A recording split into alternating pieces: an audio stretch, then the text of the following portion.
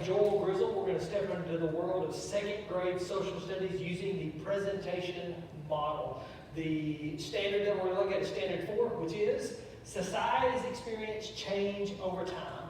Societies experience change over time. 2 words I want to focus on, I just want you to think about, are the words continuity and change. Continuity and change. So this is where my audience, you are going to participate as I do the Q&A. You do not have to do the worksheet, even though I will explain the worksheet a little bit later. So when you think of the word continuity, what do you think of? How would you define simply the word continuity? Kennedy?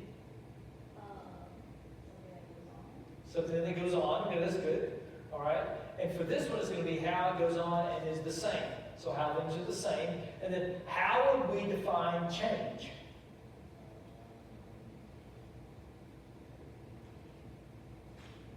Hers was the same, so what's the opposite of same? Different. So we're thinking about the things, how things are the same and different over time. And here's how we're going to kind of measure that, by looking at then and now.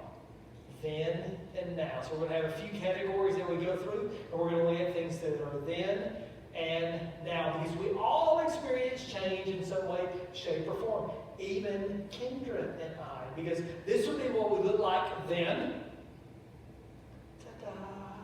And this is kind of what we look like now. Now, the biggest thing that's changed for me is like I don't have any hair anymore, and I've probably gained some weight. So we're going to look at then and now over 3 different areas. Transportation changes, communication changes, and then community change, specifically mainly just the family.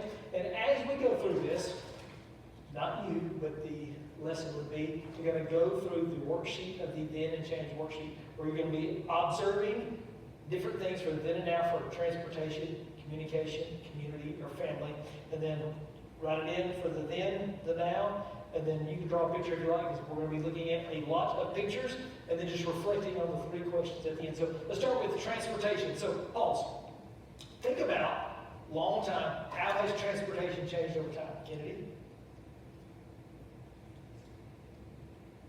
What have been like back in the day? Think of the Westerns. Yeah, so how did they get transported? What did transportation look like during Western time? The wagons. Okay, so we got the horses and the carriages. The way, maybe even specifically just riding the horses or riding there. So that would be like transportation in the 1800s. We get to like the 19-teens or the 20s, and we actually get the automobiles. We get cars from the 1920s, right? And that would be what they looked like then. And they probably had this model for 30 or 40 years. And then we get to 2024, and they look like this. That's the big thing. So when you think about how transportation has changed, you could even do bigger transportation, worldly transportation. Back in the day, how would someone went from like Europe to America? What would be like the very first thing that they would have used to transport them from there to here?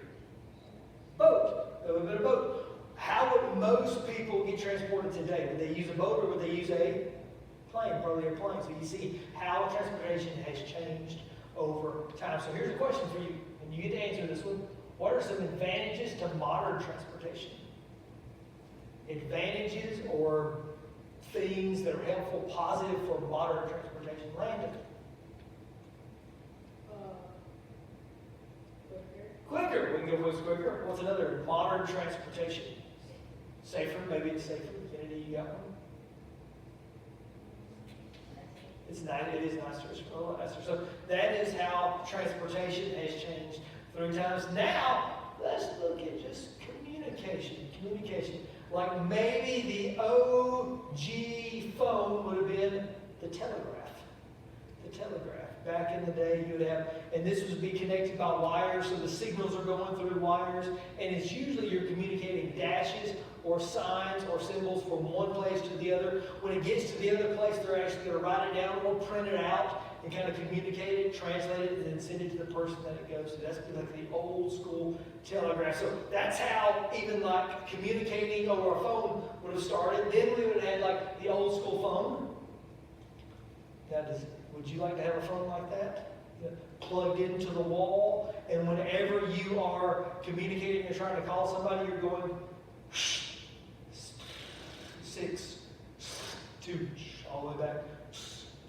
you do all the digits till it's going to ring. That's like the old school phone. Now for y'all were more accustomed to cell phones, right? So cell phone in the 1980s, that's like a handheld one right there. That's the 80s. Then the 90s cell phone would look like this, like the OG flip phone. Now, what do you notice on this that are not on our cell phones?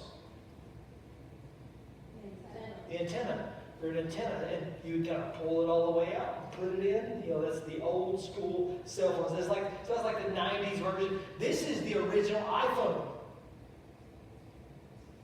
It's like a very small iPhone now. Now, just you think about just how communication changes. How often does an iPhone change? All the time. Every year. There's always a new version of the iPhone. So here's your question. How has communication changed your daily life? What would you do without your cell phone? Do you freak out when you can't find it? Yes. Do you freak out when somebody knows your password? Yes, sometimes. I mean, how often do you spend on just communicating on your phone? A lot. I mean, it's there. Yeah. So, what are other advantages of it? Advantages of the cell phone, or how has it changed your life? Speed of communication is there. You can stay in constant contact with everyone. From a parent standpoint, we can track where you go. Right? You gotta track where you go. All right, so that has been, so we looked at transportation, we looked at communication. Now the last one is just communities or family. So like a family in the 1800s, you'd have had a mom and dad, and how many kids are up there? There are a lot. Why would they have needed a bunch of kids back in the day? Farming for work, right? And the family would get up and they would all work together all day, and the more help you needed, the more kids that you would have. You fast forward to like the 1950s, and the family dynamic changed. You know, you get to really 50s to like even like the 70s. You had the nuclear family, mom, dad, 2 kids, typically kind of a boy and a girl. But now, 2024, what do families look like? Do they look like that? Not necessarily. They look like all sorts of things. So what do families look like today, Kennedy? Is a mom and dad always there? No. All right. Is it maybe sometimes a mom and boyfriend? All right. Sometimes it's just one? Sometimes just single? Is it sometimes like a divorced person and a divorced person? Yeah. How often are like the kids intermingled? So you have kids from multiple mom and daddies? They're there like this.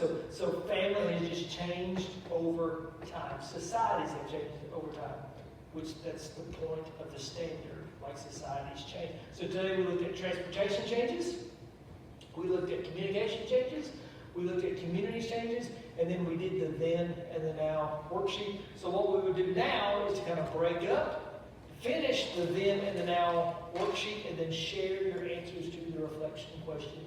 And that concludes the lesson over how societies change over time.